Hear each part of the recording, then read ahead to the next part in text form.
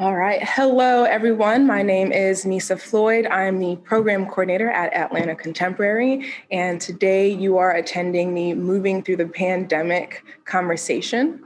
The reason why we decided to have this conversation, and when I say we, I mean Atlanta Contemporary and Dance Canvas, is because this summer we launched our dance residency.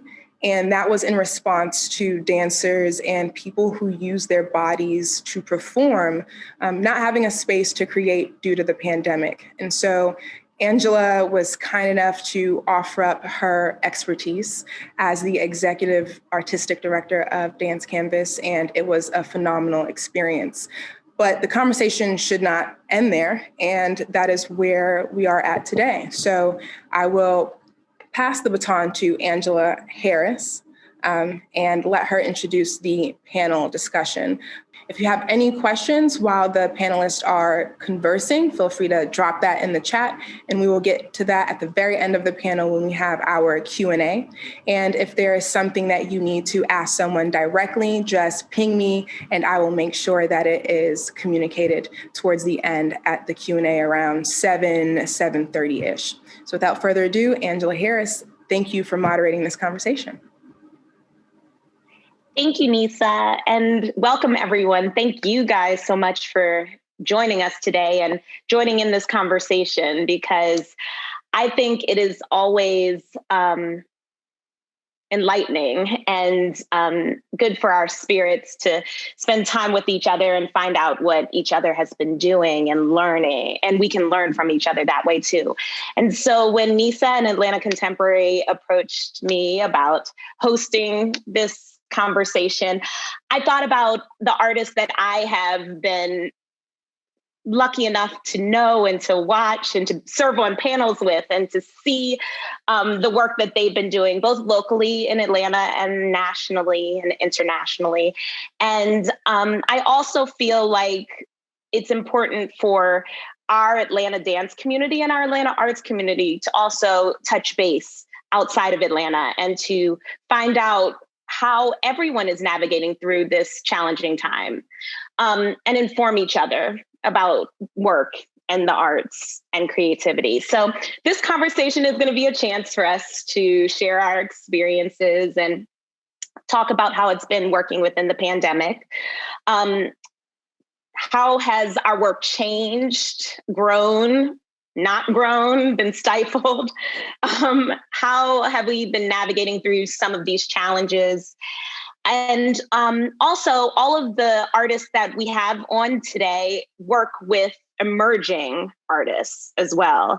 And so I think that the advice that they have for artists that are kind of navigating those first steps of launching into professional careers and getting their work presented is going to be really valuable as well. So thank you, T. Lang, Hope, and Iquail for joining me tonight.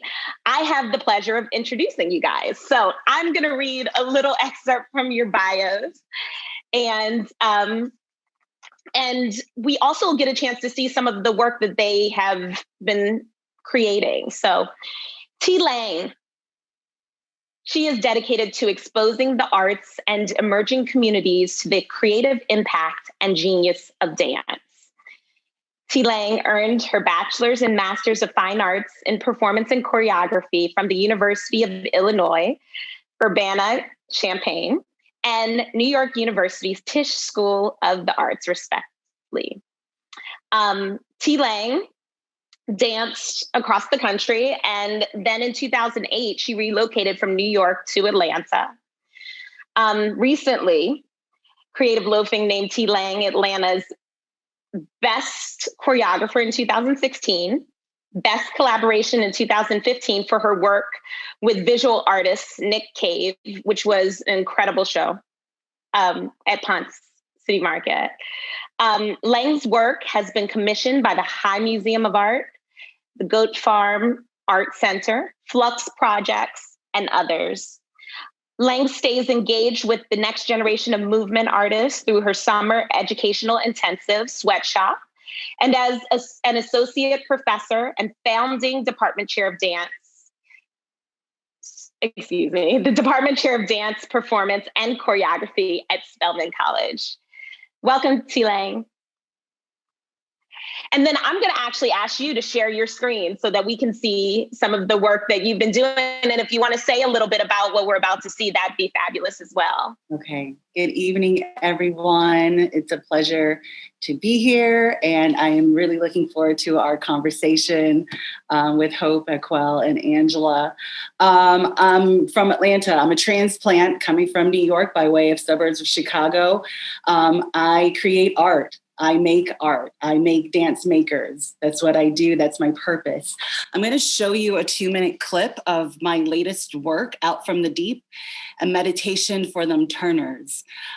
This is a work that really shows the pivot, the phase 2, 3, 4 that T-Lang Dance is entering into in virtual space. I'm going to show you a quick film from the work that we premiered in December, the first iteration in December, where I'm playing with film. This work you can see in 2D, but if you also have access to, let's say, Oculus Quest 2, some headgear for virtual reality or augmented reality, there's another version that has another iteration of this work. Again, we're moving into some mixed reality. So I'm going to just show you a bit of this work. And if you do not know the story of the Turners, Mary Turner, the 1918 lynch mob that happened here in Valdosta, Georgia, I encourage you all to Google and to do that research. A Place to Lay Their Heads, written by C. Tyrone Forehand, the great-grandnephew of Hayes and Mary Turner. Once upon a time, there was a man named Hayes Turner who was falsely accused of being complicit in the murder of Hampton Smith, a Brooks County farmer notorious for his brutal treatment of his farm laborers. Upon hearing that he had been implicated in the death of that brutal, savage Hampton Smith, Hayes fled and was reported to have been hidden in a foxhole by his mother, who would sneak food and clothing to him in the dead of night. Following his lynching, Hayes was castrated by those responsible for this heinous act of violence. Hayes Turner's father and mother pleaded for the return of his body, but their pleas went unanswered. The siblings, Joseph, Mary, Martha, John Wheeler Jr., George, Julia, Willie, Naomi, and Norman, were all tormented for many years by the memory of their brother's horrific murder. Questions posed by their children and their grandchildren regarding the murder of their brother would always result in an overwhelming sense of sadness, accompanied by distant. I'll put the link in the chat so you all can see more of that. But again, thank you for this invitation. I'm looking forward to our conversation, y'all. Thank you, T-Lang. Aquel is the executive artistic director of Dancing Aquel, a Philadelphia-based dance company working at the intersection of dance and social justice. Mr. Shahid has performed in the companies of Ron K. Brown Evidence, Fred Benjamin Dance Company, the Metropolitan Opera Company, on Broadway in The Lion King, Hot Feet, Bill T. Jones's Superfly. Mr. Shahid serves on the faculty at Goucher College, the Ailey School, Dance Theatre of Harlem, NAISDA Dance College in Sydney, Australia. Mr. Shahid received a Bachelor of Fine Arts degree in ballet from the University of the Arts, a Master's of Fine Arts from Purchase College, SUNY, and is a candidate for a doctorate of philosophy at Texas Women's University. His scholarship is devoted to the advancement and preservation of Black artistic contributions in dance and community. Sorry, Quail, I'm dropping papers, but welcome. Thank you so much for joining us today. Well, thanks for having me, and I'm honored to be here with everybody, especially like my wonderful sisters holding it down, especially as we see all the time, but especially yesterday, and we'll see today. So I'm honored to be just here with everybody and sharing and loving with one another. Dance Quail is a 14-year-old dance company from Philly, shucking and jiving. I like to say that I do my work at the intersection of dance and social justice. And what that means to me is first and foremost connecting with people, and then building art as a result of reflecting that connection with people. And so for me, that's what it means to do social justice. That happens to be not only the messages of the work, but also how we engage, how we educate, how we learn, how we challenge, how we support, and how we love each other. And so for me, there's an excerpt of a work that I'm working on. I was fortunate enough to receive both a New England Foundation for the Arts grant, as well as a National Endowment for the Arts grant for a project I'm currently working on to the music of Public Enemy and to the through line of Public Enemy that hopefully will showcase Black men as not dying agents or objects, but as lovers and as vital contributors to society and being humans. And so I presented an excerpt that hopefully captures that. I workshopped some ideas about how we can see Black men on stage not dying, but actually like thriving and flying and supporting each other. And so we captured that idea into a work, presented it at APAP last year, and presented it last year at the IABD conference, the International Associations of Blacks in Dance Conference. And so I will show you a 2-minute excerpt of that work, which will be a larger work that we're investigating with Black men who have been incarcerated to capture their oral histories and turn their oral histories into a work about Black men as humans. So this is an excerpt titled Fly from Public Enemy. So I hope you enjoy it.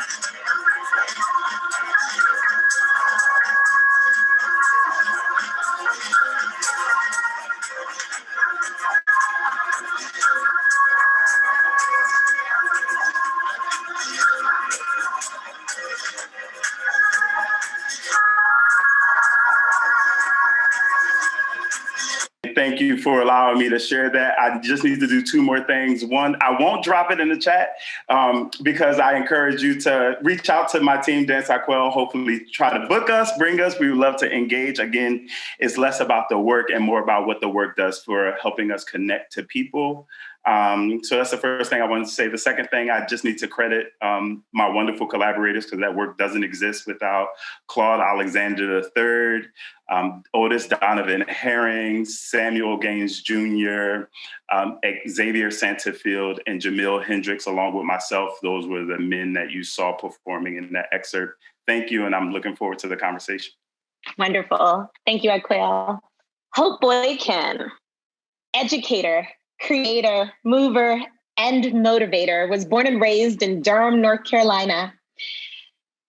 She was a 3-time recipient of the American Dance Festival's Young Tuition Scholarship while attending Howard University in Washington, D.C. She continued to pursue her desires to dance, working with choreographer Lloyd Whitmore, who's in Atlanta, and his New World Dance Company. In New York, Hope studied at the Ailey School. Hope was an original member of Complexions and joined Philadelphia, where she received the acclaimed Bessie, a New York Dance and Performance Award. Just completing her 20th and final season with the Alvin Ailey American Dance Theater. I'm gonna stop there and just give applause for, yes, 20 years. She continues to build and create work as a 2019-20 Urban Bush Women Choreographic Center Fellow. She's choreographed for Philadelphia, Minnesota Dance Theater, Dallas Black Dance Theater, Alvin Ailey for the Kennedy Center, serving as artistic lead for the Kennedy Center's Dance Lab, a 2-week summer dance program for high school students, and artists in residence at USC Gloria Kaufman School of Dance, is a confirmation of the mission of Hope Boykin Dance, which includes leading young and aspiring artists to secure foundation and a concrete understanding, which develops a confidence and an assurance that will be unmatched. There are no limits. Welcome, Hope. Thank you so much. I'm pleased to be here with my fellow creators. I like to say that if I could put my mission into 4 words, it would be that I am an educator, a creator, a mover, and a motivator. I have been dancing for more than 20 years. I'm only 28. We can all laugh at that. And it's really been a blessing. I live in New York City. I'm from North Carolina, but I live in New York City, but I happen to be upstate in New York because I am a recipient of an Andrew Mellon Foundation Bubble Residency Grant. And so I am here also with a Mad Arts residency. So I'm here upstate in a wonderful bubble location with the studio inside, so we don't have to do anything but arrive and shake and dance and split and pirouette, kick and whatnot. And so I'm making a new work for Ballet X while I'm here, and then I'm building through the Mellon Bubble Grant, I'm building to perform a live stream at the Annenberg in Philadelphia in the middle of March. So the work has not stopped. I am going to share a little section of a work that I have done quite a bit of time ago, and it's just a little over the time limit. I never follow the rules properly, sorry about that. But this work is just to show you that my desire to create movement to the cadence of my voice, to my what I like to call hopeful with 2 L's, full of hope moments. And this work is called An Even Better Me. And then I can talk a little bit about how I've been transferring the way that I create work to young people and how I have been commissioned lately. So here we go.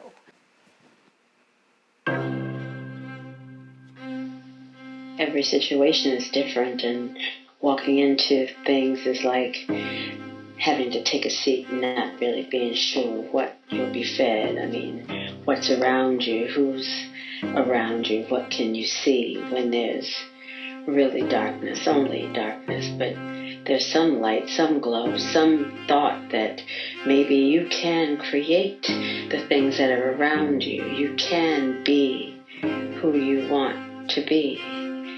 Walking into situations make you say, okay, well, okay now, okay then, let's go.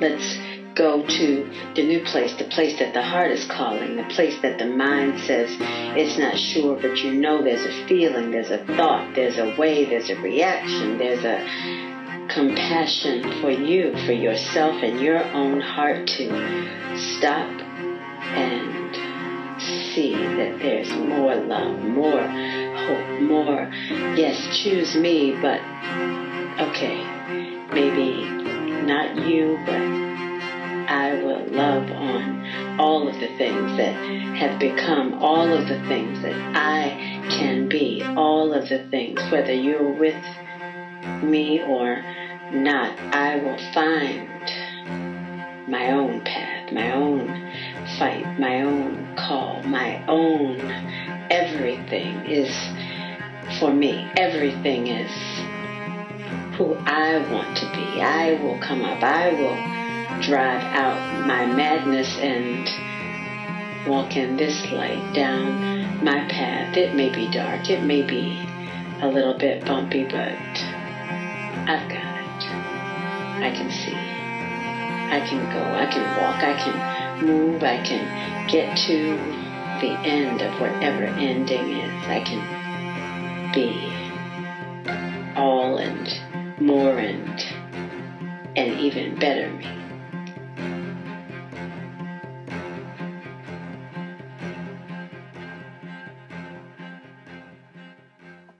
Thank you, Hope. That was beautiful. Thank you. Thank you.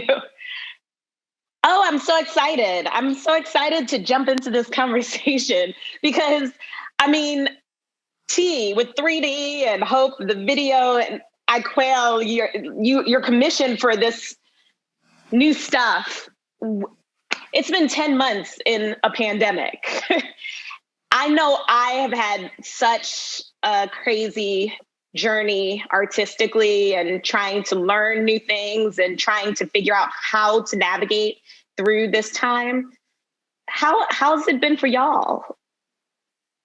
Anyone can jump in. We're chatting. Well, if I'm honest, I've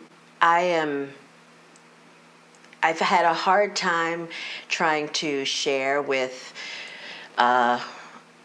so many people who said, how are you doing? How are you holding up? How are things? And there's so much loss and so much pain. And we're watching, all of these pandemics, and we got a glimpse of hope, pun intended, yesterday on Inauguration Day. But, no one is perfect and we still have work to do. But I have not stopped working. It is actually at times overwhelming. I have been able to transition rather quickly because I was documenting my final 2 years with Ailey, and so I was carrying cameras. I was the person that always had the extra bags because I had lights and microphones and lenses that I carried around with me. So when someone said, "Can you make a video?" at the end when the pandemic began, I was like, "Oh," because everything was already there at my disposal. And so then when programs started to become virtual, like I said, at the Kennedy Center where I'm artistic lead, I was able to shift very quickly and put the program on virtually, and then even start to help other people with how they present themselves. I've been giving keynotes and speaking and teaching, and honestly being able to be in London at 8 o'clock in the morning, and then in Virginia at 2 in the afternoon, and then by 5 p.m. I'm in LA. We would have never been able to do that had this unfortunate event, this tragic loss for our world, has forced us to find other ways to communicate. And so when we are in a valley, there is a climb up to the mountain, and there is a light, there's a spark. And I have really been able to say that I've been blessed by it. But I almost feel a little guilty by continuing to be working, to continuing to thrive, because I was afraid retiring. I was like, will I stay valid? Will I stay relevant? How will I work? This is just without the pandemic, leaving something that I've known for 20 years. How do you work after that? And it's really been a blessing, this pandemic, to say that. I feel heavy saying it like that. But I have continued to try to share and work and motivate and mentor young people so that I can build the cycle. I love it. It is. It's such a lesson in how to adapt to change and be nimble. But we're artists, and I think that that's built into us and how we go about problem solving. It's kind of the skills that we develop along the way. T. Lang, how's it been for you? I mean, it's in a teaching environment too, because I know both as an artist and as a professor, I'm sure the challenges are there. Well, let me share this. T. Lang Dance has kind of been pushing envelopes for a while, right? Pushing exploration and experimentation in digital virtual space, like putting ourselves in those conversations of how can we detect soul, Black soul in algorithms, and really thinking about our dance works and how it can trigger that. We've been thinking about that, and I've also, with that research, with that vein of research, I've been playing with that in my classes. A lot of that has sped up now because of this era, now that we're thinking about alternative place and modes of presenting, right? So although it has been, crazy trying to deal with work-life balance period as a creative, it has allowed a silver lining of sorts to get into the lab. I'm at the movement lab right now, or get into my class space and experiment with my students and my professional dancers on how to think about performance technique in a different way for not only 2D, but now 4D space.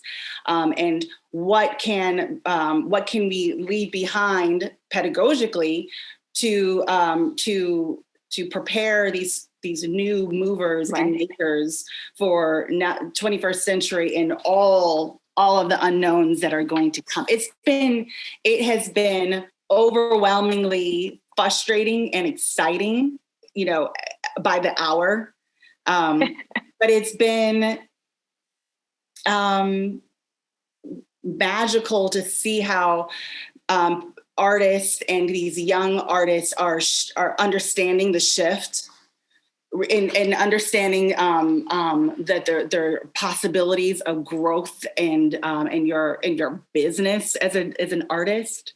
That has been really exciting and juicy, and gives that reason to get up when you're like, oh my God, the world just dropped, to experiment and explore. So it's, not for nothing, I have no complaints. It's been thriving over here in all the valleys and highs and all of that. Yes. And I mean, like you said, in the business, like how do you shift business and how we do day-to-day business? And it exposes, right? It exposes what we're thinking, what we're not only thinking about, what we're talking about, how we're collaborating, how we're inspiring, because we should never, or at least now we're understanding, we should never get comfortable with what we are phenomenal at. We should always be thinking of multiple streams. Hope is going to tell you the multiple streams that will prepare you, not only for pandemics like this, but for your career. There are levels to this art world. There are so many levels, and I think this time has really exposed, or at least put a mirror up to allow us to know, like, okay, well, what do you want to do? How do you want to serve? How does that shift based on the time? And really keep our finger on the pulse of what's needed. That's been exciting to hear. I know, I feel like we operate in parallel lands, because I will read your post on Facebook about like what you're going through with your company and everything. And I'm like, I'm right there with you. So how has running a company and all of that worked for you during this time? How much time we got? I think this is only a 90-minute program. All right, before I answer that, let me go back. So I'm a storyteller, and I'm moving more in my lane of storytelling. So I have a story I have to tell from 21 years ago, because Hope Boykin may not remember this story, but she just said in a very vulnerable way that makes me want to cry and shout all of in joy, right? About like COVID exposing, like needing to go all of these places and not stop working. But that has always been my experience with Hope Boykin. So the story that I want to share, the summer of 2000, and I can share it because I was there. Hope had just gotten into the Ailey company, and it was her first couple of weeks, but Hope was still under Danko contract. So, and I was at the Ailey school, and I was also doing Danko too. And so I will watch Hope Boykin, this one right here, rehearse Memoria and all of the program for Lincoln Center that summer from 10 until 6 or whatever. She would run to the A train and I'd be running right behind her to get to Port Authority, to get on the bus, to go down to Danko, to finish teaching her parts for the rest of her 2 weeks. And so that's sort of like, the reason I bring this story up is because it's always been in our DNA, that way of working. And Elaine just brought it up as well. Like, COVID is exposing not necessarily a different way of working, but exposing how we've already been doing it anyway. And it's so built into our DNA that sometimes we even miss it as the goal that keeps us who we are. And if Hope doesn't remember, which I'm sure she do, I'm going to be the one to shout it, because I was like, how is she doing that? And like, you go into a Ron Brown, Tally Beatty rehearsal after being like 100 miles away in another rehearsal. So anyway, I just had to share that story. And then real quick, just for Atlanta people, Ailey is in New York and Philadelphia is in Philadelphia. So it would be, yeah. And on the East Coast, it's close. So like, that might seem catastrophic. It's relatively close. It's an hour and a half bus ride, 2 hours. Hope, yeah, 2. So no, I think for me, because even though Hope says she's 28, if she's 28, then I must be 14. I know it'll come up later. But growing up in an environment, I think, exposes you to a way of working that becomes a modus operandi for how we live our life and how we connect to people, that doesn't stop or get shut down by a pandemic or by a person in office who doesn't see us, because we see each other and we see ourselves. And that's been the way that we work. And so for me in the pandemic, I think I was born into this and had those examples of like how to navigate no matter what the storm is. And so it's allowed me to make sure that I check in with my brothers and sisters. Like, okay, the work is not getting done in the studio, but really, if you're not eating, if you are emotionally not able to like focus, if you are sitting there suffering in silence, the work can't get done anyway, no matter if I wanted to do it on camera or do it in person, because I'm more invested in who you are, because that ultimately is what's going to feed the work. Alvin Ailey's, one of his most famous quotes is that the most long-lasting and beautiful works are the most personal, but the people are most personal to me. And so I chose to use the time to connect to people and uphold them. On the flip side, working at a predominantly white institution has been another set of challenges, but I'm gonna wait until we get an hour into this conversation before we talk about PWI-ness. I'm sure it will come up. One of the things that I realized is that having the time and being able to be alone with myself has made me think a lot about myself as an artist. And I think it's time that I didn't have before, because I was always doing this. Have you had time to reflect about things? Like how has this time changed you, or has it? Sorry for the deep question. No. I'm Thursday. I'm struggling. No, I'm struggling daily for those things that Quail is talking about, those personal things, and whether or not to share them in that way. But time in the thought. With the thought of time, I have had so much of it. I'm pretty reclusive in general. I'm an outgoing person, but when you're on tour for 9 months and you come home, you tend to stay at home. So it's easy for me to quarantine. It's easy for me to just sort of have my own little space, but then that's gone on so long that that's been the struggle. But then I realized that I could dive into the process when I couldn't before. Process was not something that, like, once again, I'm not saying this to complain, but I had commissions that someone would say, oh, will you come to this company? Will you come to this university? And so I would fit it in between tour, in between off weeks and things like that. And now it's like I have a calendar that's open. Well, it's not so open anymore, but I had a calendar that was open and things just started to fit in. And the part about time that I will say that I'm so grateful for, I am blessed and grateful, is that things have just seemed to be able to work. Someone wants something and then I'm like, oh, but let me check the schedule. And then that's the one day that's free. This is the one day that's available. Those are the 2 weeks that I can go to this residency. And so it has been a benefit. It's been tough. And then I baked a lot in the beginning, and that was wrong of me. So now I have a Peloton. I'm trying to get those calories off, but I'm, other than that, time has been helpful for the process of work. I hope all of you are laughing because I'm laughing at myself. I developed an unnecessary relationship with a person named Jack and his best friend named Ginger. Oh. And so I had to abandon that relationship quick.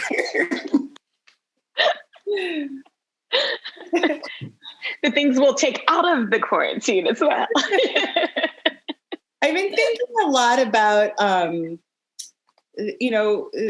purpose, positioning, right? And what is the role of a dance company in this moment? I mean, aside from telling the story of what is happening in our society, right? Because that will always be necessary. But how and where? I've been thinking about that a lot, and finally having pause to envision what that can be, what that needs to be. Those questions of even with dance, obviously I saw, I'm sure we saw, because we're all makers and movers, we saw that people ran to the arts, specifically movement, to feed the soul. Yet, when you ask folks to help feed the work with support, there's always crickets. But we saw in a pandemic that dance heals, right? It heals and it moves and it comforts. And I'm wondering how we can use that momentum to shift its position in the world, and how in American society, of how it places value and benefit and need, just like our other artists in other disciplines. I've been thinking about that a lot. Yeah. Can I actually comment on that really fast? Please. Because I've been told that my opinion is extremely controversial on that topic, even though I just believe that we should be compensated for the work that we do and the work that we've done. And the work that I make for you didn't start when you asked me to make it. It started when I started studying dance. So if I'm 28, that means that you have to pay me for 28 years of work. And until we're able to teach people about that value, we are either charged to give it away so that we're given an opportunity, but opportunity checks don't really pay rent or anything else, but or exposure, I should say. I believe that there are some opportunities that pay, and it's not a cashable check. So I will say that. But if you're trying to taunt me with exposure, that doesn't work for me. And I try to teach my young people, that my students, I say, if I have 50 cents, I will give you 50 cents. If I don't have that, I will buy you lunch. I try to teach them what their value is. And if we don't teach the artists that it's okay for us to say no, but then we're tied in with this, well, if I'm seen, then maybe I will continue to be seen. And there's a using of us that is unacceptable to me. And so then how do we do that without someone thinking that dance isn't for free? But then other people believe, so here's the controversial part, other people believe that everyone can dance. And I think everyone can move their body. You can get up, those who have 2 arms and working legs and who have the ability, everyone can move their body. But how long will you listen to a choir that's not in harmony? And so if you are not trained, studied, Baba Chuck said, don't say trained. If you are not studied and proficient in the work, in this dance work, then to me that you're doing us as a profession an injustice, because we can all post work. This is, like I said, this is a controversial part. We can all post work because we want to move through our spirit, but we have to do the homework first. And the homework breeds excellence. And I know that the albums that I buy from the artists that are great are studied and trained. The actors have been doing their work for so long, and we have to do the same, and we have to put value on the heads of the dancers and the artists who are doing the same thing, and then pay them for that work. Amen. What church you pastor in that, Minister Boykin?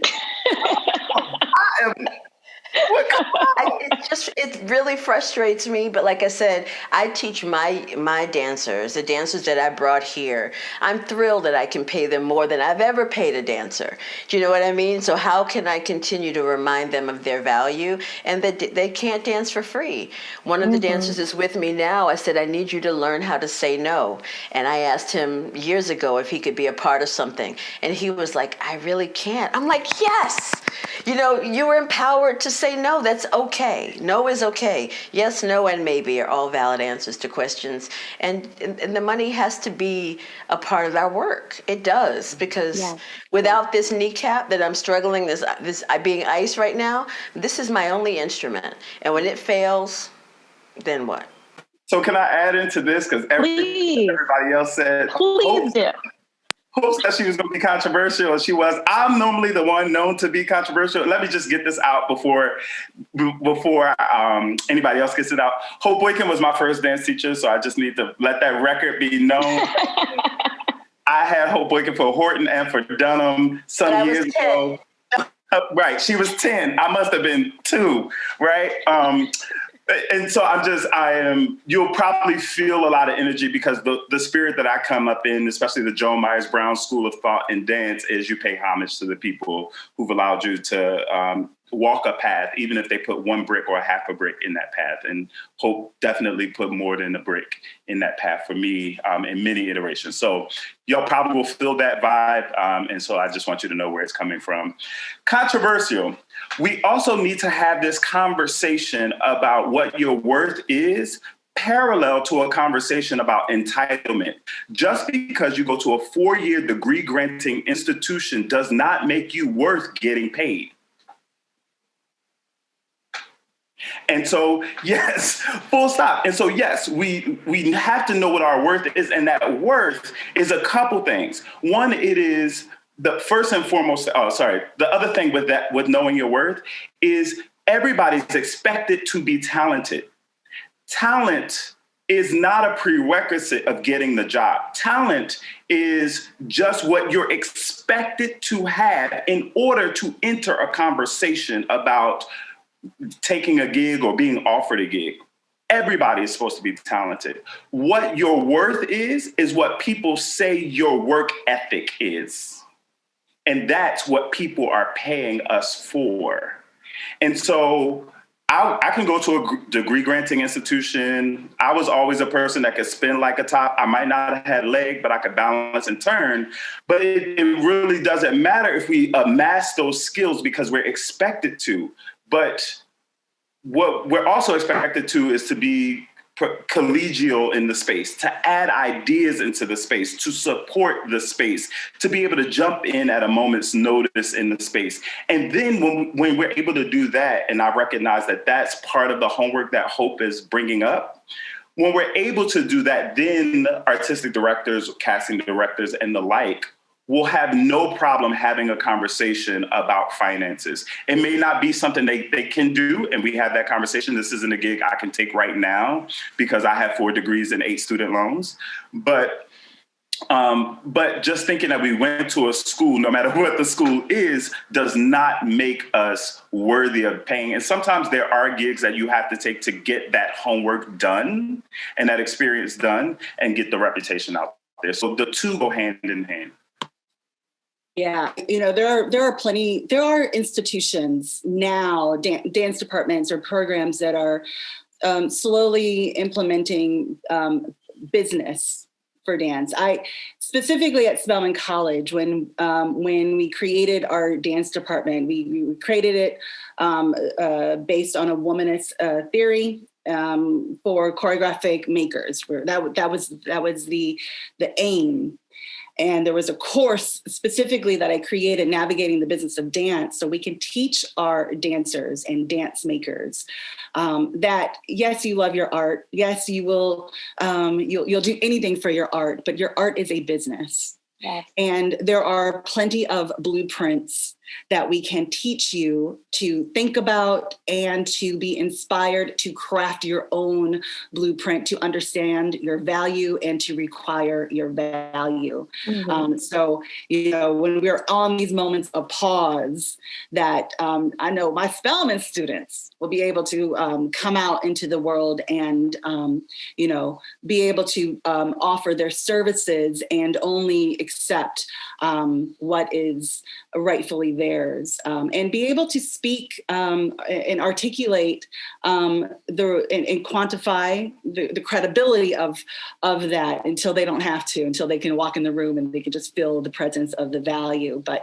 yeah, these courses that are taught by professional artists who have been in the game is necessary to teach in these academic and outside in these non-academic spaces. So dancers, artists, specifically dancers, know that this is a business. I love this conversation because at the heart of what Dance Canvas does is to provide opportunities and resources for emerging professional choreographers to gain that experience. And then also with high school and college students to teach them how to be successful both on stage and backstage. That's our quote, because it is so important. It does go hand in hand. And it especially is highlighted during this time where we have to use those skills to figure out how to navigate through and still survive. I think one of the things that was really a blessing for us during this pandemic time was the reach out from Atlanta Contemporary to offer their space to us for residency, that we could allow 8 choreographers to come and work outside, rehearse outside, be in this space at this kind of the early stages of the pandemic to create work. And I know, T-Lang, you just opened up the Movement Lab for similar experiences for artists to develop work.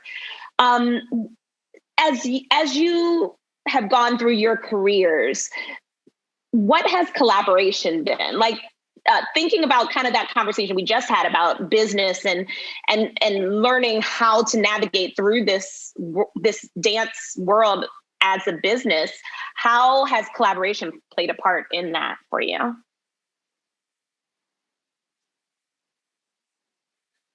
Oh, okay.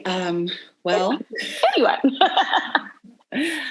I thrive in collaboration. Now, I'm nice with it on my own, but when I can collaborate and partner with other like-minded and other forward-thinking artists and in all types of disciplines, it's dynamite. I know how to not only lead, but I know how to support. Something I try to teach my students. You have to know how to play both positions. Collaboration, working with others, knowing how to play well with others, gets you. It moves you forward quicker. It allows the work, your idea, to have more legs, have more depth, connect to more souls. It gets you excited, like, oh, I should have thought about that, but that's why I work with you. It allows for that alchemy, that magic to really to flourish your idea, your vision. Your vision gets to match and mix and collide with others to affect more people.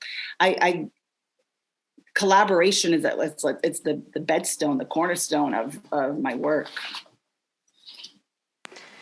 I actually, I love what you just said, that you know how to lead and you do it nicely.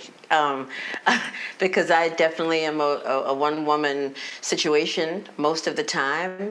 But I like that you said that it's not just the leading, but it's also you get to support. What I've found in my latest collaborations is that I've learned how to be supported, because I didn't know what that was like. I didn't know what it was like to have someone say, oh, well, I'm on your team. And I'm like, oh, you are? Like I just didn't realize that there were people who believed in me so much that they would take time out to offer this or suggest this or introduce me to a person. And this particular year, I've been able to take on someone, and we started off as it would be like an assistant. And I was like, well, you're doing way more than that. And so there's a title upgrade. And with the title upgrade comes a payment upgrade. But the fact that I can actually call, an individual, an executive administrator, and she tells me no and says what to do, I have never felt that before. And so, yes, there have been collaborations in artwork that I've done, but to have someone to say, send me this so I can do it for you. Edit this. Hope here. I have a team. I have a collaborative editor, and I can say, here's the footage. Make this. You have 10 minutes. Like that thing is mind blowing. And someone asked me recently, they were like, Hope, we didn't know you had a dance company. I said, I don't. You're like this, T-Lang. I said, I have a business, and I am a part of my business, and my business pays me. My business pays dancers, when I can have a group do, when just me, when I choreograph, so having support like that, mind blowing, life changing. Yeah, I got to jump in on that, because it's something, T, that you said too that made me think in the same vein that Hope. So there's three things. One, let me go backwards. What Hope just said about the business has been what Dance Aqua has done since 2007. It's like, listen, there are tax structures and things like that. So if anybody's interested in having a business, I set up my organization to be a business. If you want to contract me to teach, you actually contract Dance Aqua. You pay Dance Aqua. Dance Aqua pays me. The IRS is just like, it's clean. And what I know that the people have been doing that for years. I ain't got 18,000 1099s, 4,000 this, that, or the other, and then tax time come around and I'm broke. I learned that, and so I appreciate Hope talking about that, and T, you talking about that. That's what I've done, and I recommend that if it works for people, that's the way to go from a business standpoint. So second thing, collaboration. I've been in this mode of like destroying. Okay, sorry, I'm gonna go here. I am a PhD candidate and I'm an academic professor. So let me just preface what I'm about to say. And I'm a Black man from Philly. I have been in the nature of destroying the myth of white supremacy, allowing us to think that the things we've always done don't or that they just started with the foundation of this country on this landmass. And for me, things like improvisation has always been an Africanistic concept since the beginning of time. So true is collaboration for me. That's not something new, although it was a buzzword. For me, it's always what I saw, the way that my grandmom interacted with her church members, the way that my mom interacted with her support group, the way that we as kids interacted with each other was always collaboration. And so for me, when collaboration as an adult became a thing, I was like, maybe I'm missing something, because isn't that what we already do? So I want to encourage us to also recognize that that's a long-standing tradition that is baked into our DNA for heavily melanated individuals. On the other side of that, what it made me think of in my most recent collaboration with male dancers, I also had to get to the point, like Hope said, from a different standpoint of realizing what was keeping me from being supported was me, and allowing myself to be in a space with a team of people that I can let go my guard. And that's been the most difficult thing, to be the businessman and the artist in the space, because I want to be the friend. Like, I'm like, we gonna stay together. And, but then that line of who's accountable and when the check needs to be cut, there's a line there. But one of the most beautiful things that I learned in this most recent process, I think I had two groups of men that I can say, when this thing happens, it challenges me and I don't know how to deal with it. And one of my dancers was like, no choreographer has ever said to us, revealed their fear and how their fear was curating a space. Normally they just lash out instead of being vulnerable enough to articulate a deficiency that they need the other people in the room to help them with. And that was a beautiful thing that I learned. Why collaboration is important for me is so that I can be vulnerable to learn from the people that are in the space, and there's this mutually beneficial sharing and support with each other. I love it. I think I did a time check, and it's time to open the floor up to everyone. Okay. We just get started. Ready. Well, I think it'll get even more started because other people will be able to join into the conversation.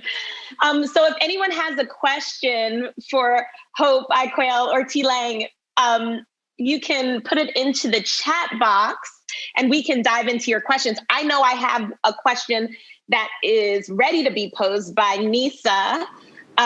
Is she on here? Yes, I am. Hi. Oh, there you are. Hey, Nisa. Hi. Go for it. I would love to hear. Okay, I'm going to try and keep this as quick as possible. But my question, and I thought about it throughout the day as well, it's a two-part question. So this is a predominantly white institution, Atlanta Contemporary. When Atlanta Contemporary reached out to Dance Canvas, it was because our museum was closed, and the idea that we were constricted in showing art because we depended so largely on a physical space was concerning to us, because in order for us to change the way we all see art, art must be visible and art must be accessible. And so the partnership that we had with Dance Canvas essentially rectified that by creating space and making something accessible to the public. During that partnership, Dance Canvas for the first time received a grant from the Community Foundation. And that's when the Community Foundation had decided to hyper-focus on Black-ran spaces. My question, with that being said, is, as Black people who run Black dance businesses, one, are you interested in having partnerships with predominantly white institutions where they keep themselves accountable for their privilege and use their privilege on your behalf? And two, if you are interested in that type of relationship, what do predominantly white institutions need to do to meet you where you are at in a thriving space, instead of assuming that you are not thriving at all? Because I never want for this predominantly white institution to feel as if we are in any way making it feel like you're not doing the work or that the work wouldn't survive without us. My intention is not to centralize PWI. So those are my two questions. I saw a chair turn. I got to chant real quick. I needed to do a little pirouette in my chair because this is like, I just saw an article. There's a couple spaces that I'm in. We're like, but why do we need predominantly white institutions, right? And so I know that I work at a predominantly white institution.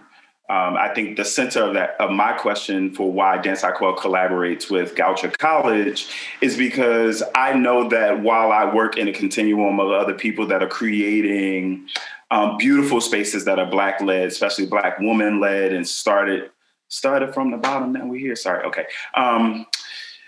That somebody also has to have the Joan Myers-Brown type of strength to go into the other institutions so that we can combat the issues on both and fronts and not one or fronts. And so, that for me is a reason. I also believe that there are Black people in predominantly white institutions that wouldn't readily get access to a Hope Boykin or T-Lane or Nisa or Angela if there wasn't a conduit there for them to get access to that because they chose, for whatever politics of their life, that was the place they had to be it financial, geographic, location, whatever. And so for me, working at a predominantly institution and being the only Black male in the only non-white person in my entire division is so that I can at least open the door for other artists to also come in and have the space that they rightfully deserve to do the work the way they want to do it, but then also to connect at least the one student who will benefit from getting the vast resources of personal connections with artists who can feed their life in a way that the institution can't already. Mm-hmm. Hope or T-Lane before I jump in. My mother is a retired educator for over 40 years in the public school system in North Carolina. And in second grade, I was in a class that they called it GT. It was supposed to be gifted and talented at that point. I think the names have changed, but it was like 2 second graders, 2 first graders, and 4 kindergartners all in this one class, and we could all take a field trip in our teacher's car, like we were small. And then I went to private school from the 3rd grade until I graduated from high school. I don't remember being surrounded by Black people as a majority in my education growing up. I chose to go to Howard because I wanted to see something different. And I found that when I got there, I met more people who had very similar situations than I did, or like me in that time. And so I found there was something about my mother wanting, in her struggle, in her pursuit for making or trying to lay a foundation for a better life, paving those holes, those potholes that she may have had to fill so that I wouldn't have to fall and slip. And I feel like that she prepared me to be with anyone. She prepared me to be able to have a conversation and not feel intimidated. And that's what I would say to myself. I'm prepared. And then I started to realize and I say this 5 years ago. So, not very long, that I didn't have to scream that I was a Black woman because I thought that you could see it. I am clearly Black, like undeniably Black. I'm not a questionable light-skinned person. So someone says, oh, well, are you mixed with something? Because they feel like that's, that we still also deal with colorism in our society and in others. But I was like, oh, well, I don't have to tell you that I'm a Black woman because I'm sitting here as a Black woman. And then I realized that I also have to remind you that I'm a Black woman, that I have to remind you that I am equipped. I have to remind you that I can complete a sentence with subject-verb agreement. I have to remind you that I will not bounce a check. I have to remind you that my credit, okay. If that's what I have to do, that's what I have to do, but I will do it wherever I need to do it. Because my mission is to bring people who look like me forward, but I know that my message is not just for example. Sorry, I have to shift. So I teach a lot, and sometimes when I go to schools and there are only a few Black dancers, I've had to pull them up a little bit because I wanted them to understand that I don't owe them anything, they owe me everything. I have been a part of the path, like Aquel said, the bricks that have been laid. I've been a part of the path that's opened this door. So I need you to show me double respect because I'm here for you and to help make these not life easier, but we have to work hard. It's clear we have to work. We have to be better. We have to be stronger. We have to wake up earlier. As a Black woman, I have found that I have to do that much work. And I am not afraid to go anywhere and do that work. And if you want to help me with your 50 cents and your $10 and your 100, I will take it and I will use it and I will give it away and I'll write some and I'll say, oh, this is all you have. And then I'll bring some kids in and write a check and say, I'll pay for them because I want all of everyone. I want everyone that I can see, that I can touch, to have an experience. I'm sort of like what people say about Alvin Ailey. Alvin Ailey's American Dance Theater celebrates the Black tradition in American modern dance, and as we do that, he does that. He did it, and they continue to do it in a multicultural way. I do not discriminate against the dancers that I use. I don't choose because of a look. I choose because of how you move. But know that you are going to represent me as this particular Black woman, who has specific ideas and thoughts. And I don't always need you to be my ally. I just need you to be awake. I didn't even say woke. I just said awake and prepared, because it's tough, and I didn't realize I have to fight so hard just to remind you that I am the person that's necessary in the space. I'm off the platform now. Sorry. Shana, nah. Yes. T, you about to jump in because I got a follow up. I'm from the world of ballet, and good gracious, that's a whole nother subject area.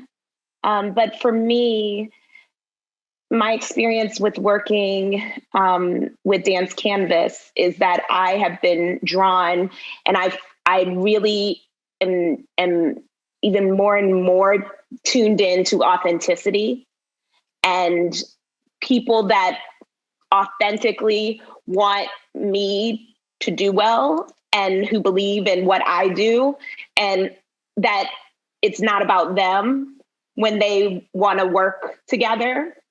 And I definitely felt that with Atlanta Contemporary. I think when I was approached by Veronica to do this, it was very much, what do you want to do? And we can be here to support what you want to do. And I think sometimes that in organizations that are not authentic about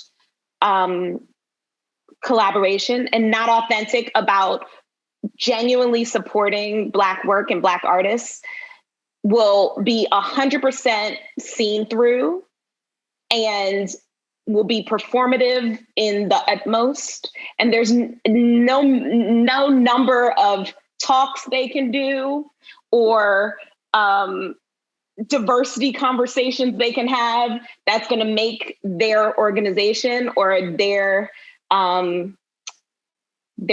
what they're trying to do authentic, because authentically they don't care about supporting the Black artists.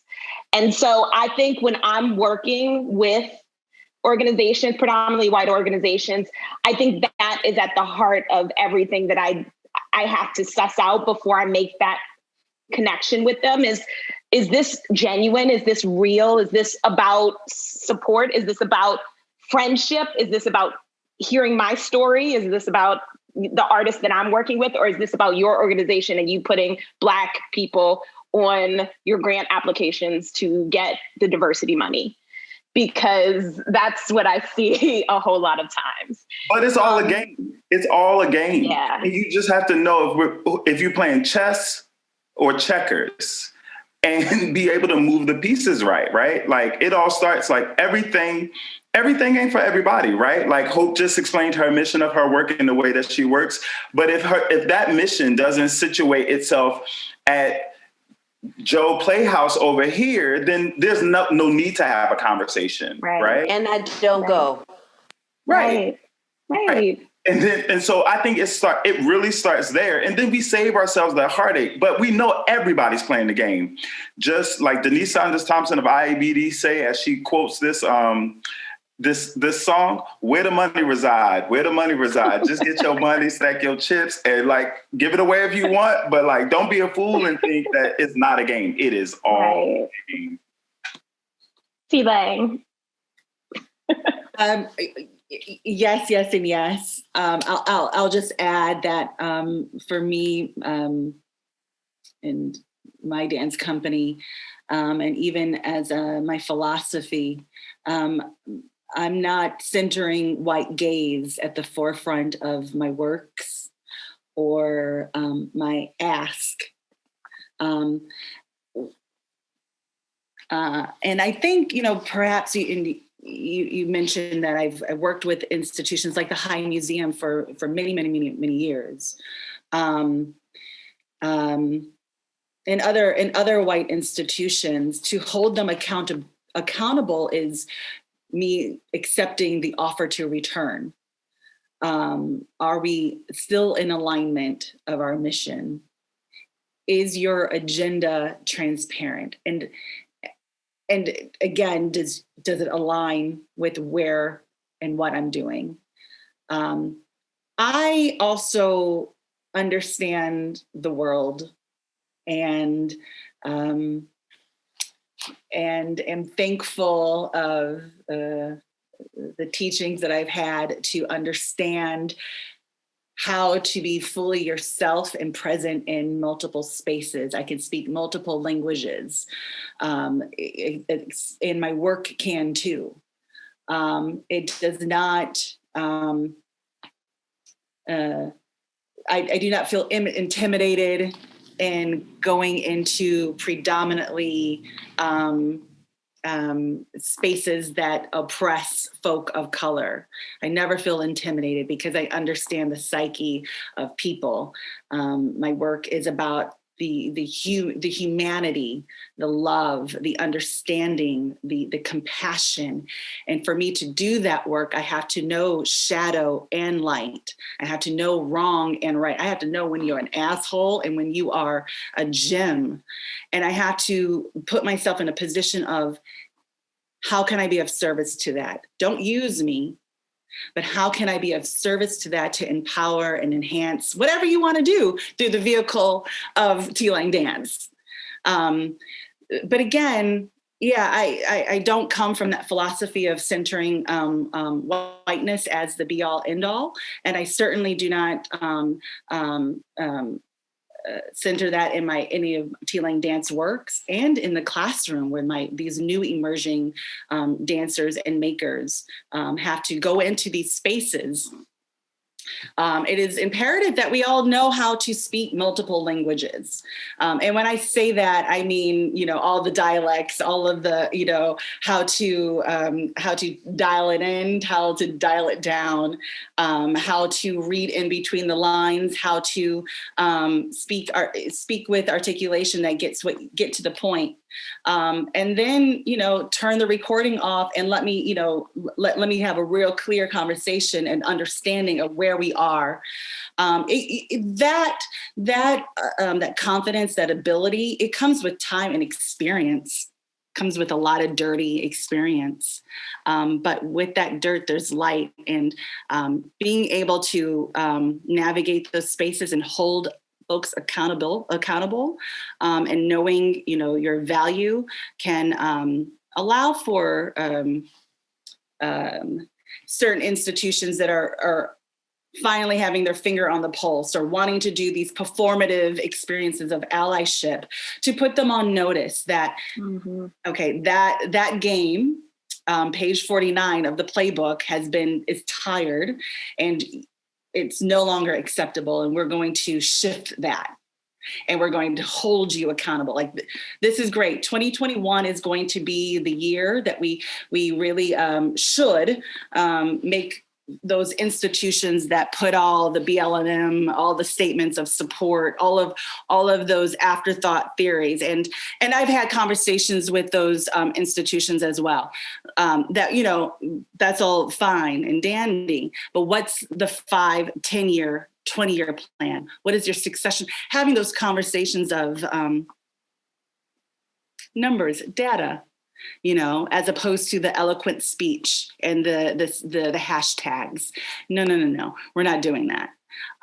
So hopefully that answers your question, Nisa. Can I just say one more thing, just in reference to what T said too? I think that there's something else in her confidence and in the way you just spoke and said that you speak multiple languages and your work does too. That's something else we have to teach the emerging choreographers. Not that your work needs to speak multiple languages, that you have to be confident that it does.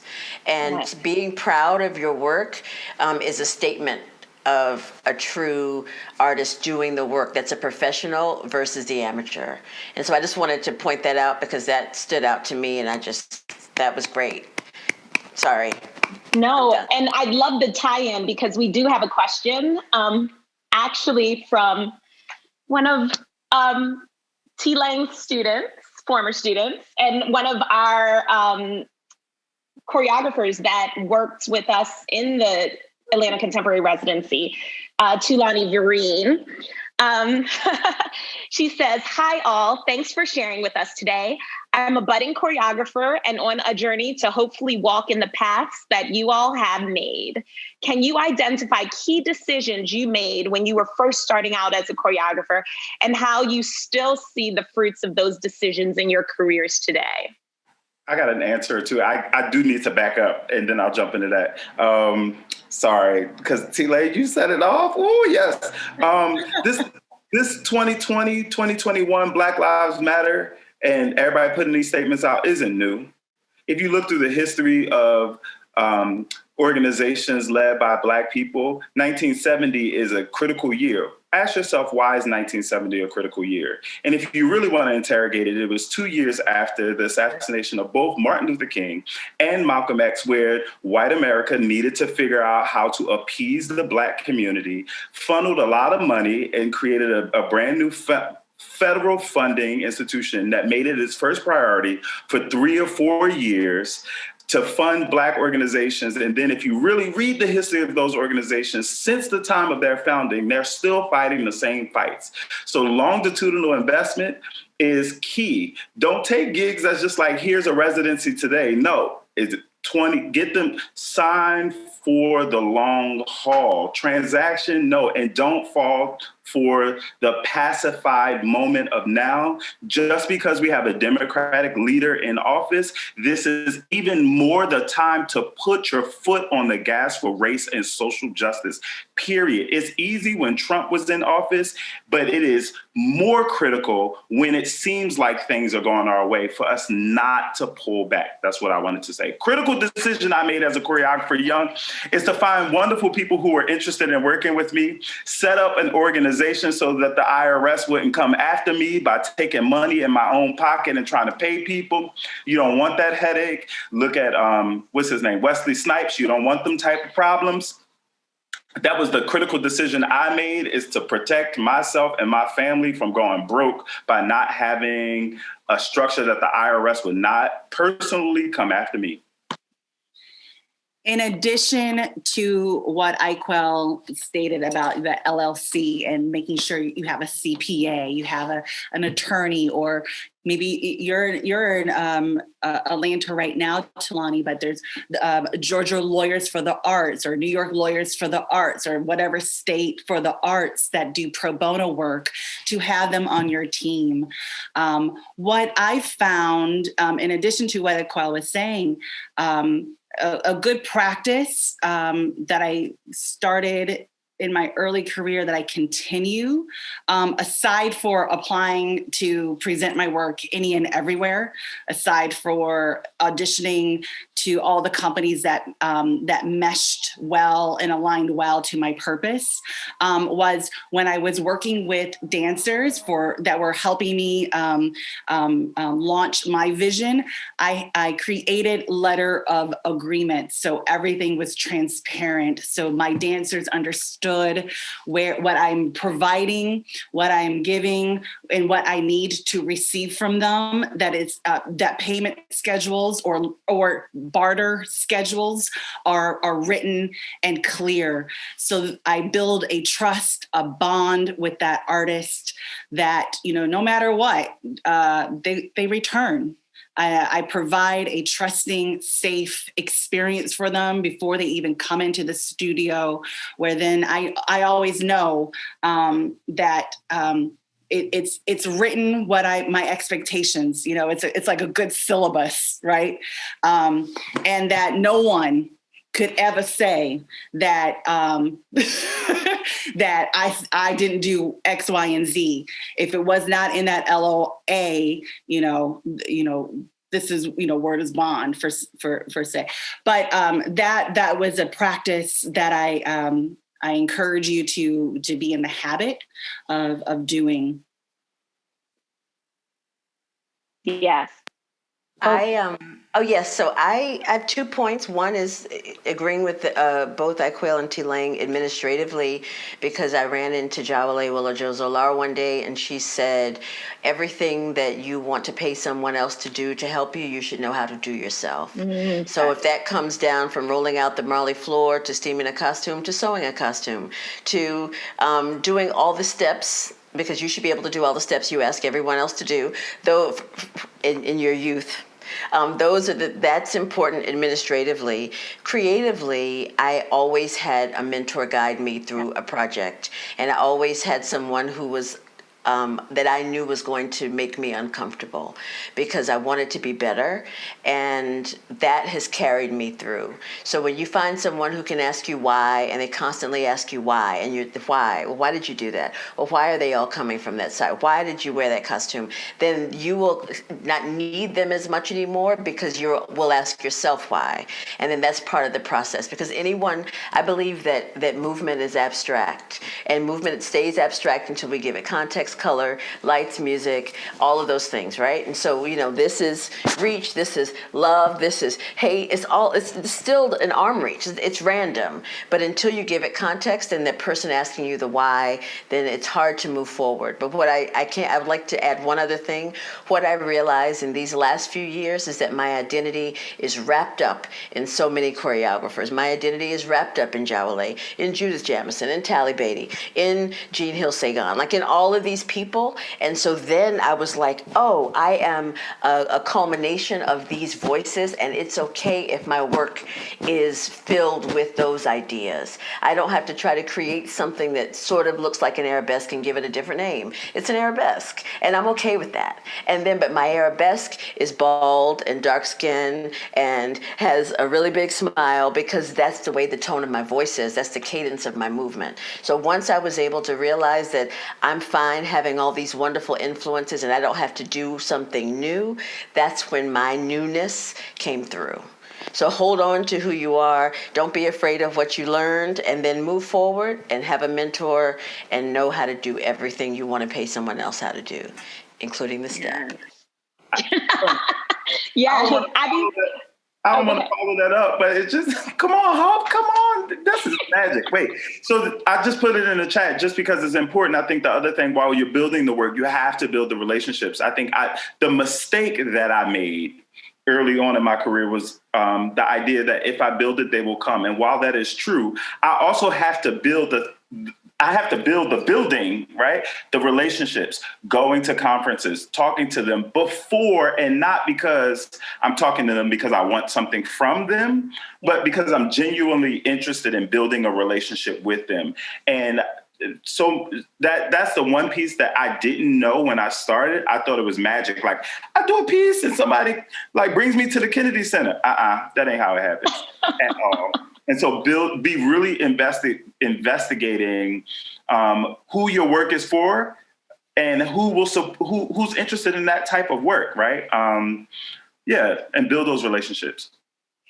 And I mean, that's hope. I was going to say the same thing with mentors, because Daniel Katnack was so formative in my coming up as a choreographer. And then he gave me opportunities because he knew what I was trying to do. And so he was helping. He would, when he had an opportunity, he would put me on to opportunities like that.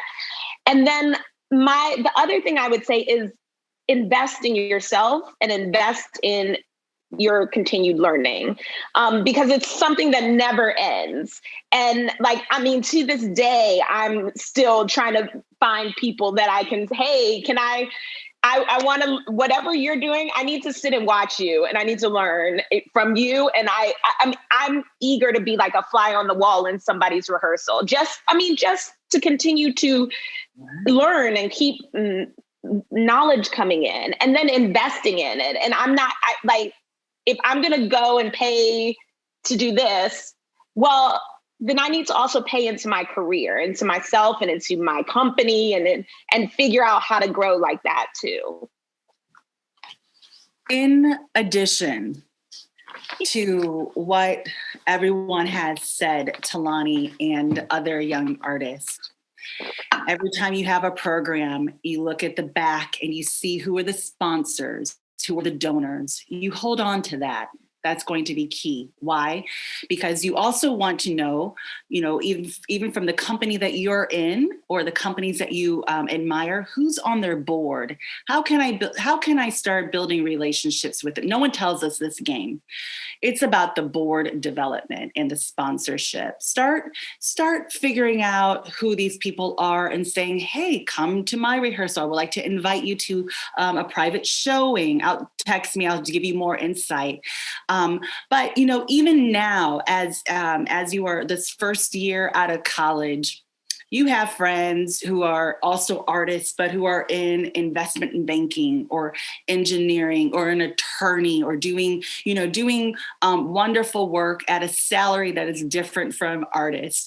Start building your own collective, start building your own board that these people can start supporting you by making tax deductible donations. If you have a fiscal agent, again, I will talk to you offline about that.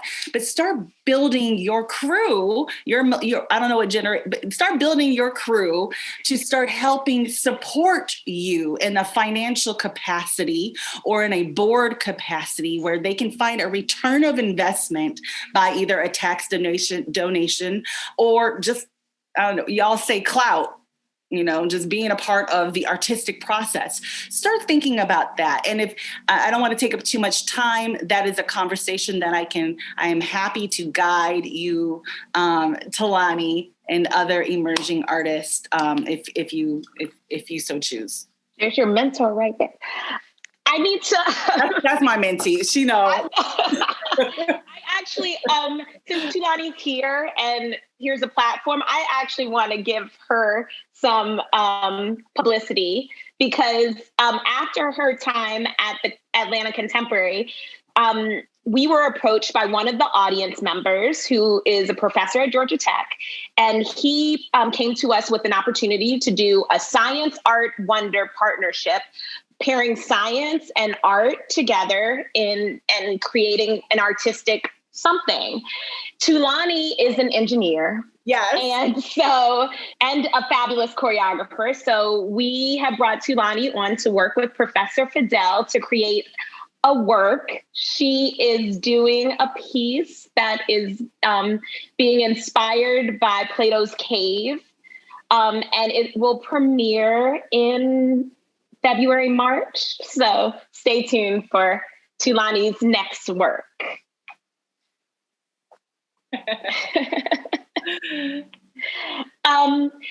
Before we close out tonight, does anyone I have one burning question that I want to kind of leave us with, but does anyone else have a question for our panelists before we say goodnight?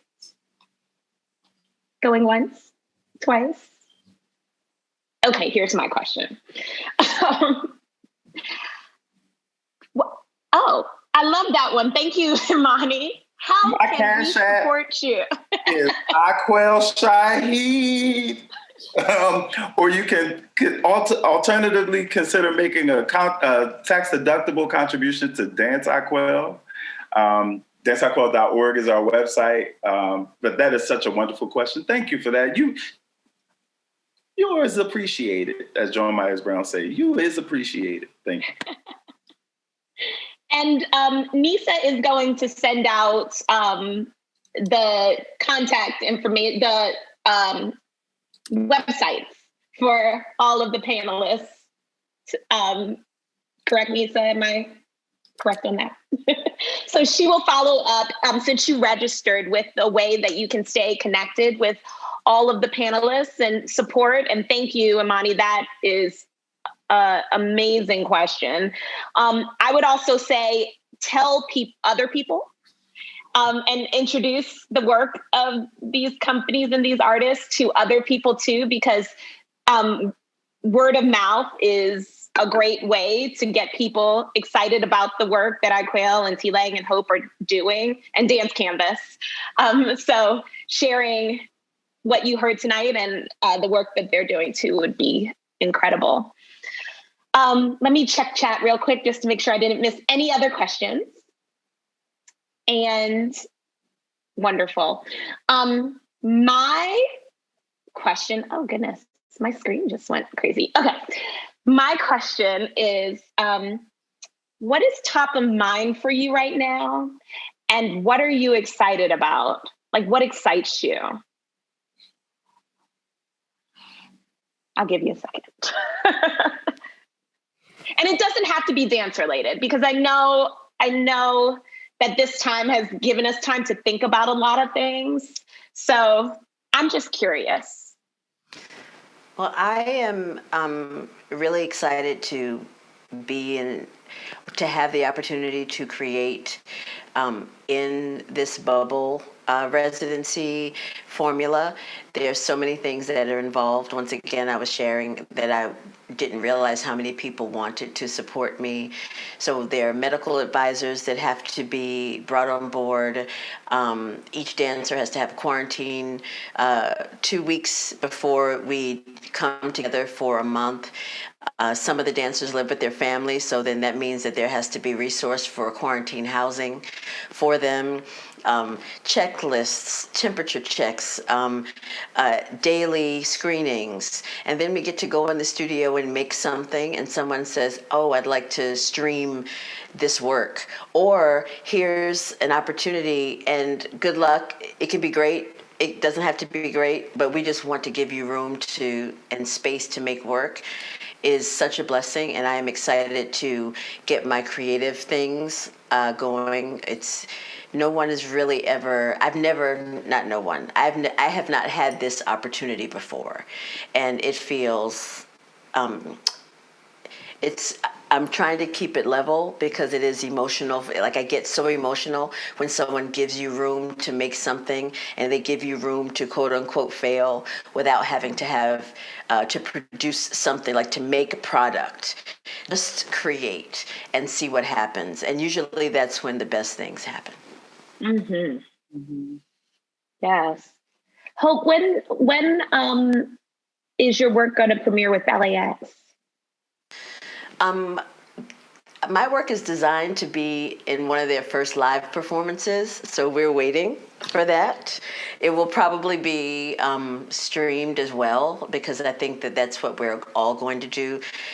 Just in case you're wondering, if you've, clearly you're here on Zoom, but if you fail to realize that we're going to keep this mode, this modality of communication, then just, start to do that. What Angela said is start to invest in yourself. And it's time to get a camera. It's time to get some lights, and it's time to get a mic, because this isn't going anywhere. And the easier you can make it for yourself to put your work forward, the better. And so I'm not sure about Ballet X. We're going to keep this going, and then the live stream that's at the Annenberg in Philadelphia at University of Pennsylvania is March 11th. So I'll send some information, because you can stay where you are and just watch an hour with me and some Amazing. Thank you so much.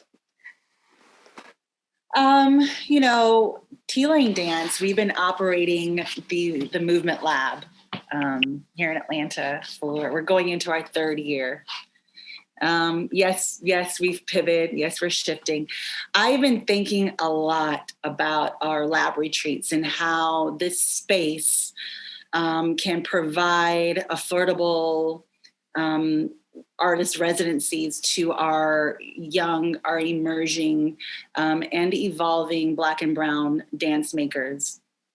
I'm really interested in providing that type of space, all CDC compliant, all the safety measures, of course, but at least having the offering that we can still be of service to your vision is really important.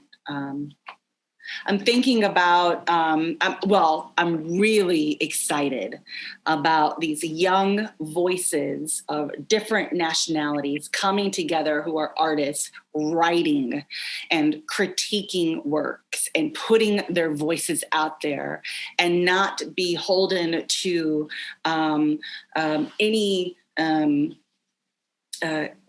quote unquote gatekeepers to deem a certain artist worthy of attention. I'm really loving that these young artists are taking writing courses and being comfortable with how they're using their voice, their writing voice, that is full with deep research, social and cultural research, but in their generational tone. I'm excited about that. And I'm excited where that can go. How can Tealing Dance connect with all of these young folk talking, doing a Twitter critique or, doing something in response where we no longer have to crave a New York Times or a certain institute publication that somehow has got lost in the sauce being worthy of what is this, blessing us to that next realm. I'm really excited and fascinated to see what the voice of the audience has to say, and how we can put value and weight of their voice in these publications, or create other platforms to go to say, oh, I got a review from Nisa Floyd, y'all. So there. I'm excited about that. I love it. Hi, Claire. My theme for this year in 2021 is where the money resides. So I am looking forward to stacking my chips in my 401k, my Roth IRA, my 403b, and making a legacy of generational wealth for all that will come after me. Because first and foremost, I am a human being and I'm going to stack my paper. That's the first thing. Second thing, I'm excited to see my 24-year-old brother graduate from college this year. I am excited for this dissertation that is about to be birthed on how Black men have disappeared from the narrative, but continue to support and mentor and love each other, all up and through my dissertation with a focus on Milton Myers specifically. I am excited to get this work, Public Enemy, out as it is supported by as I mentioned earlier, the New England Foundation for the Arts, the National Endowment for the Arts, the National Choreographic Center in NCC Akron, the Painted Bride in Philly, the Wilson Center in Wilmington, North Carolina. And I hope I didn't forget anybody else before they kick my behind. And I'm also excited that my organization is with the blessings of the Lord. I know I'm Christian, so I'm about to go to Bible verse. For I reckon that the sufferings of this present time are not worthy to be compared to the glory which shall be revealed in us. I meditate on that because I'm able, with his blessings, to be able to bring in and grow my business. So we are actively interviewing for a general manager. And it looks like we will keep up the tradition of my entire organization outside of me being led by women, and particularly Black women. And I get to be an artist, and they actually are the face, the drivers, the engineers, and the challengers of the business. And so I'm excited to do that and continue my mother and my grandmother's work. Awesome. I think that's a excellent way for us to close out and be inspired. And I'm excited that conversations like this continue to happen because we learn from each other, and it's always so refreshing to spend time with other artists that are doing the work. And I thank you. I thank you for your time and spending this time with us and with the Atlanta Contemporary and with the Atlanta community and beyond, because we're online and we're virtual, so we can be everywhere. If everyone can give a virtual round of applause for Hope Boykin, Akril Shahid, and T. Lang. Really appreciate you guys tonight. Thank you. I'm going to turn it back over to Nisa to close us out for the evening. It was my pleasure hosting you guys, and good night. Thank you, Angela, for that amazing moderated conversation. And thank you to the panelists. You all are amazing. I'll keep this short in saying it is my personal mission to ensure that as a person who values you as people, that I support you in the ways that I know how. And so send me an email with all of the things so that I can share that out with all of the people. And I encourage everyone who is in this conversation to do the same, because again, in order to support these works, we must take out our wallets, and we must show up, and we must be loud and advocate, and we must be authentic. And so, I think that's it. And have a good night, I guess. Bye, y'all. Have a great night.